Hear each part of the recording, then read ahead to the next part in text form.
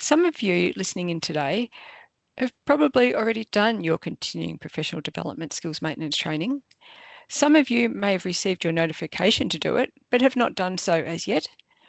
And others of you will have not received your notification yet and may never have heard of it. So we have got a wide variety of understanding about continuing professional development in our audience today. So if we are going over things that you already know, please bear with us for the sake of those who don't. From here on in this presentation, I will be referring to continuing professional development as CPD.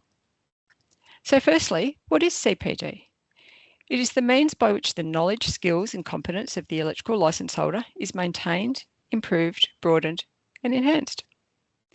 So why have we introduced CPD? The main issues we need to address with CPD are licence holders' currency, which is being up to date with current rules, regs and safety practices. Competency fade, because we forget things over time, especially if we're not using them. And complacency, one of the biggest causes of workplace incidents and injury, and it can be deadly for electricians. And with workplace manslaughter laws now in place, no business can afford complacency. CPD is required for multiple licence types.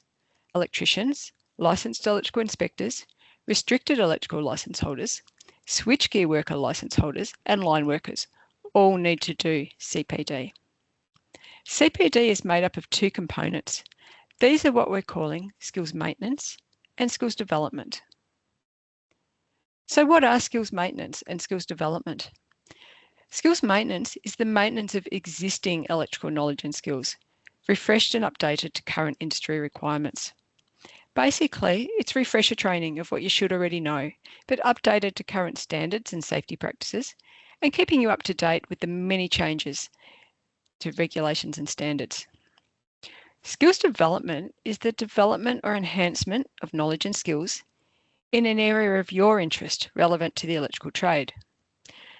Skills development will become a requirement for licence renewals from mid-2028, so it is still a long way off.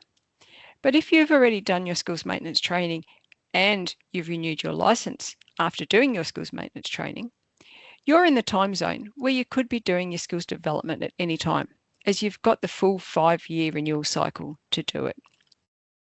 There are many options of the trainings you can do, and you'll have a lot of choice and control in what training you choose to do. The training can be in one of 3 categories: electrical technical training, for example, solar, batteries and other renewables. Or the training could be safety or business related, such as REC courses or other courses to enhance your running your business. Safety courses like working at heights or first aid. And there's a 3rd category on mental health and wellbeing. You can do courses across all 3, or you could just choose to do all your training in one category. As I mentioned before, it is 8 hours across the 5 years.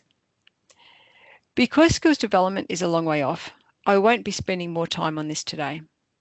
But if you want to know more, please send us an email or check our website. The rest of this presentation will focus on skills maintenance only. So skills maintenance is a set 8-hour course for electricians.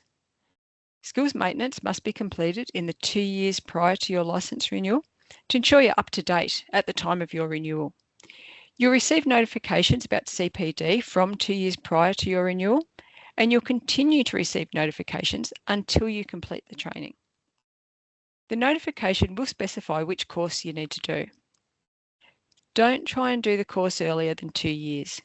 We get people wanting to do it even though they're not in their 2-year zone because their mates are going and they want to go together.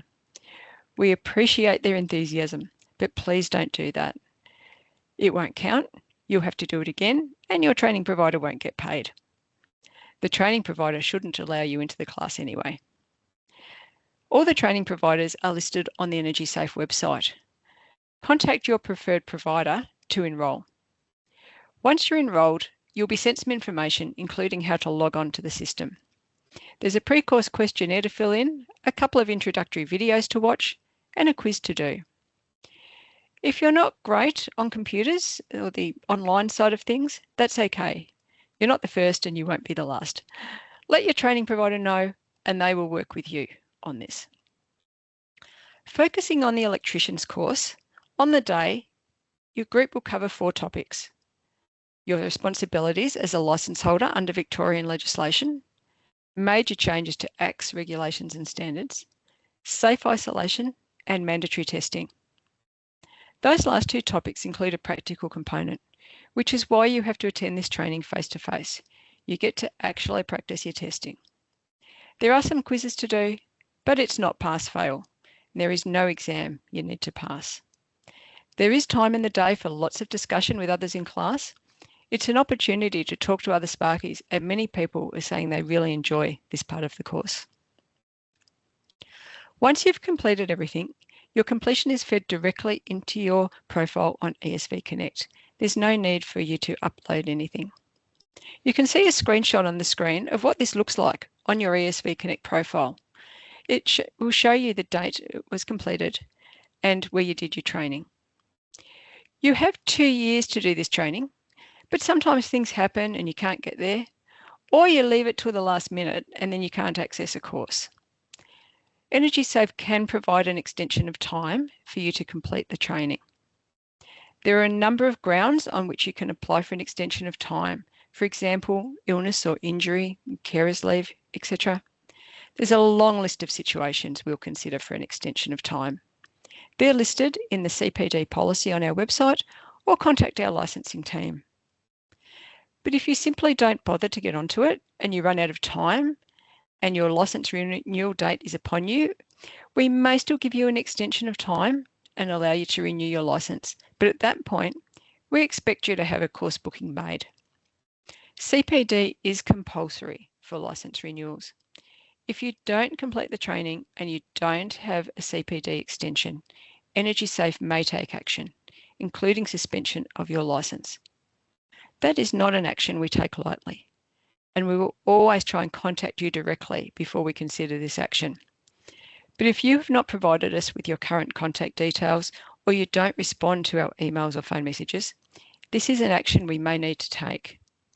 Over the past 12 months, we've suspended around 100 licences for non-completion of CPD. So far, over a third of all licence holders, around 19,000 people, have completed their CPD skills maintenance training. The trainers tell us that people don't want to come in at the start of the day, and at the end of the day, they don't want to leave. Some of the results we're seeing include an increase in licence holders' knowledge and understanding of the mandatory tests, both in how people rate themselves on their own understanding, but also an increase in people realising that their testing skills are not as good as they thought and they're seeking extra training. And we're also seeing greater understanding of the certificates of electrical safety system and greater COES compliance. And on the screen is some of the feedback we have received. Has every bit of feedback been positive? No, of course not. We're not going to make everybody happy. But by far the greater majority are really enjoying the day and, more importantly, getting something out of it. Thank you.